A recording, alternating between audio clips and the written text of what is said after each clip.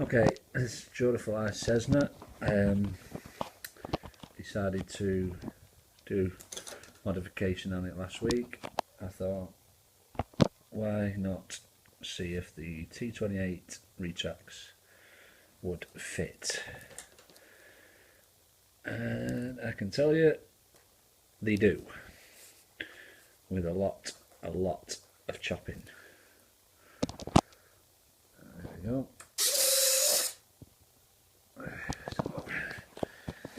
The main wing spar I had to cut, so obviously for the wheel well. So what I did then was put a 4mm or 3mm carbon rod, the full length of the wing. Brand new retracts, nose retracts is where the battery obviously was. Even done the metal trunnion upgrade. The only issue I had was when cutting through the wings, slicing them, I nearly went through, you can see there, so I've just put some tape along there. So that was a close fit, everything done by eye, didn't bother measuring anything.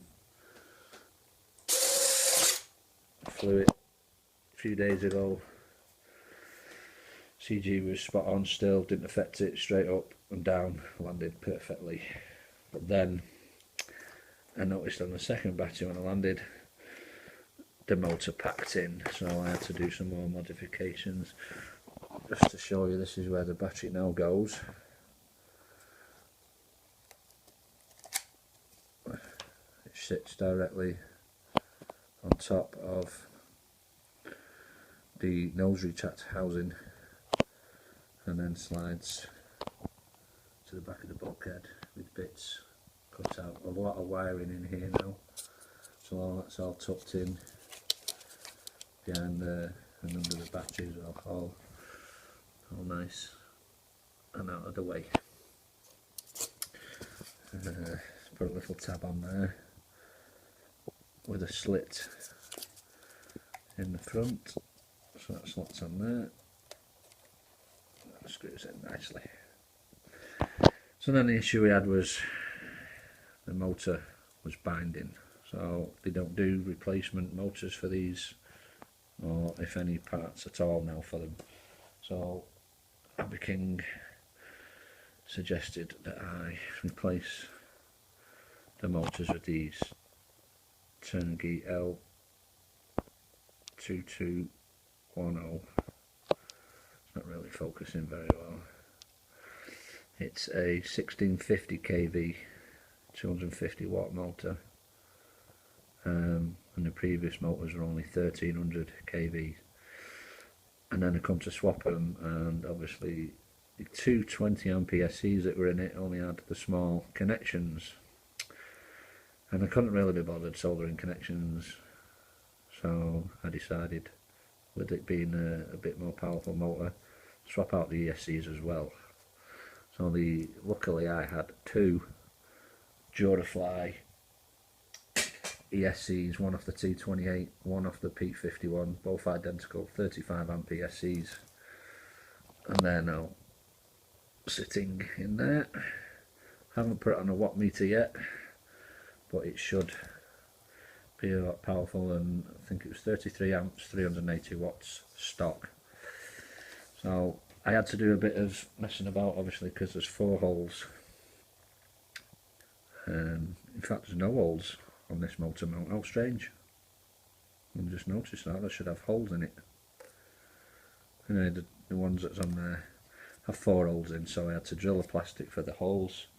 The shaft was a little bit shorter, and I was having trouble getting the original spinners to fit on, so what I ended up doing was, I don't know if you can see, I had to ditch the back of the original spinner, and these blades are the same as the mini FMS birds, exactly the same, because I've swapped them on this and I've swapped them on the FMS, mini FMSs too.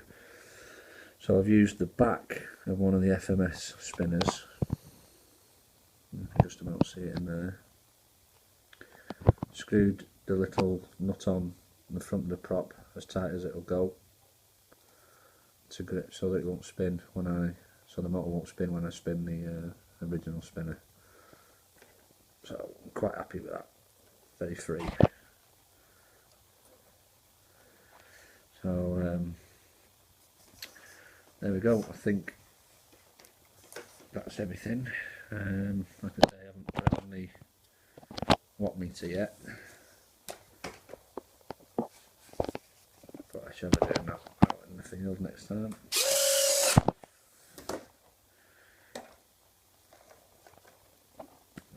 A little bit more ground clearance than what it had.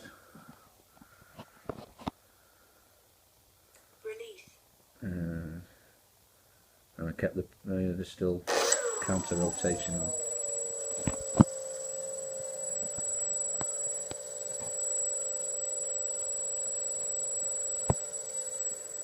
That one looks like it's wobbling slightly.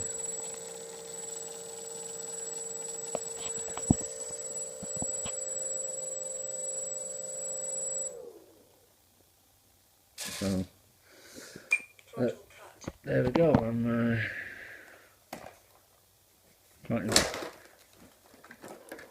it's got quite a bit of weight in it now, but I'll say the CD's not been affected whatsoever. Use a little micro servo in there for the steering.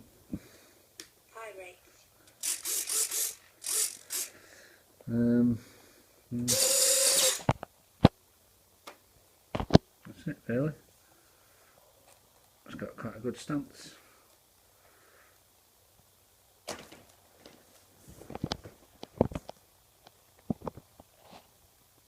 Stay tuned for its maiden